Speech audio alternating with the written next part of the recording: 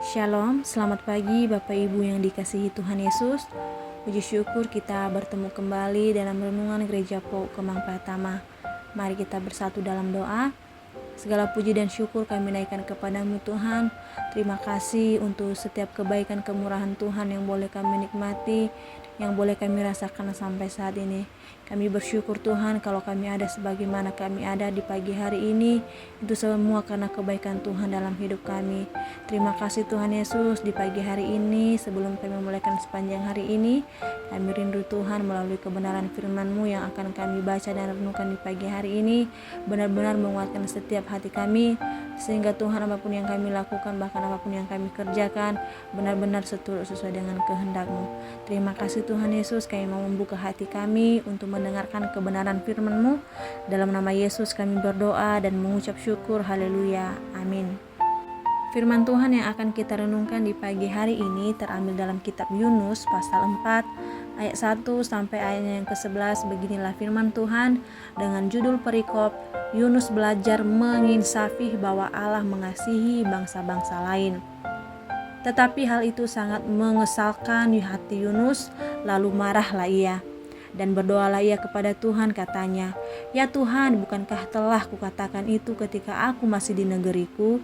Itulah sebabnya maka aku dahulu melarikan diri ke Tarsis, sebab aku tahu bahwa Engkaulah Allah yang pengasih dan penyayang, yang panjang sabar dan berlimpah kasih setia, serta yang menyesal karena malapetaka yang hendak didatangkannya. Jadi sekarang ya Tuhan, cabutlah kiranya nyawaku, karena lebih baik aku mati daripada hidup." Tetapi firman Tuhan, "Layakkah engkau marah?"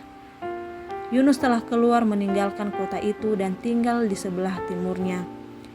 Ia mendirikan di situ sebuah pondok dan ia duduk di bawah naungannya, menantikan apa yang akan terjadi atas kota itu.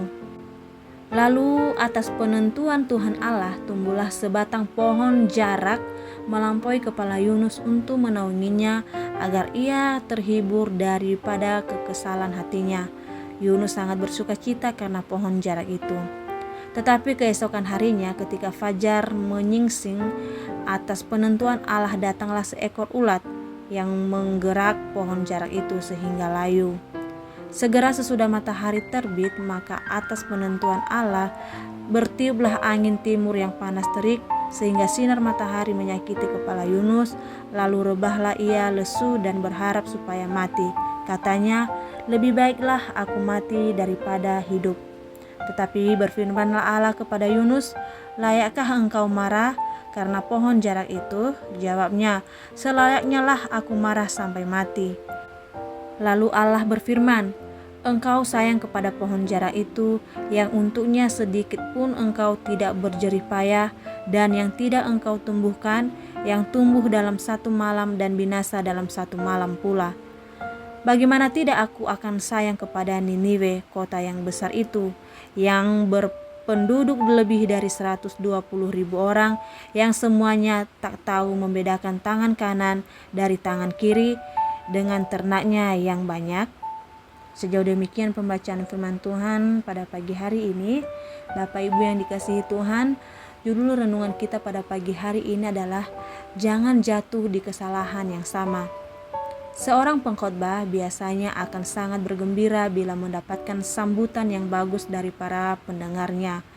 Berbeda dengan Yunus, ia malah kesal melihat orang Niniwe bertobat.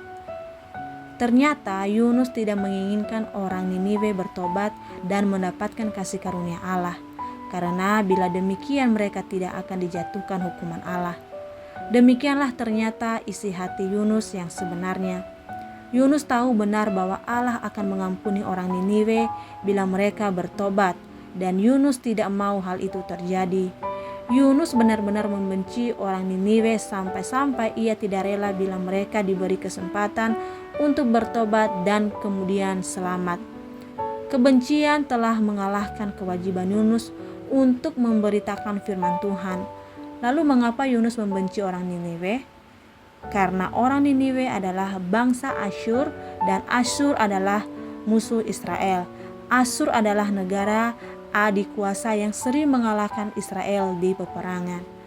Bapak Ibu yang dikasihi Tuhan, sebagai seorang nabi, Yunus mengenal Allah dengan baik. Ia tahu bahwa Allah berkuasa dan penuh kasih karunia.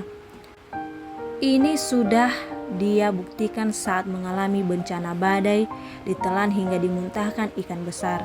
Ia juga tahu bahwa Allah pasti akan berbelas kasihan atas orang Niniwe bila mereka bertobat. Namun pengetahuan Yunus tentang Tuhan menjadi ironis karena tidak membuat Yunus mematuhi Dia. Selain itu, Yunus lupa bahwa bangsanya sendiri yaitu Israel juga telah berulang kali mengalami pengampunan dan kebaikan Allah, tetapi tetap saja memberontak terhadap Allah. Yunus pun rupanya melupakan bahwa ia sendiri baru saja mengalami pengampunan Allah atas ketidaktaatannya. Ironis bukan?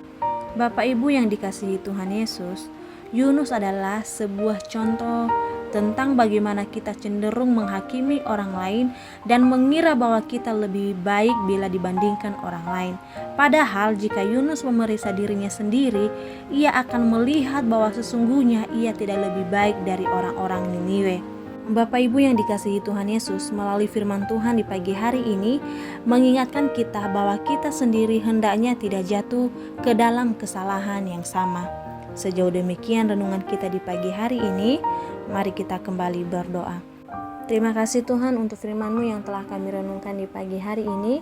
Firman-Mu mengingatkan kami bahwa kami harus tetap mengasihi Engkau lebih lagi.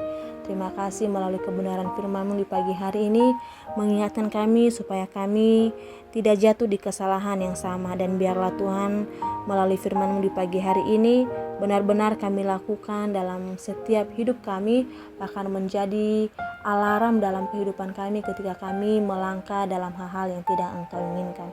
Terima kasih Tuhan, berkati kami sepanjang hari ini, biarlah apapun yang kami lakukan, apapun yang kami kerjakan sesuai dengan kehendak-Mu. Dalam nama Yesus kami berdoa dan mengucap syukur, haleluya, amin. Selamat beraktivitas kembali, Tuhan Yesus memberkati.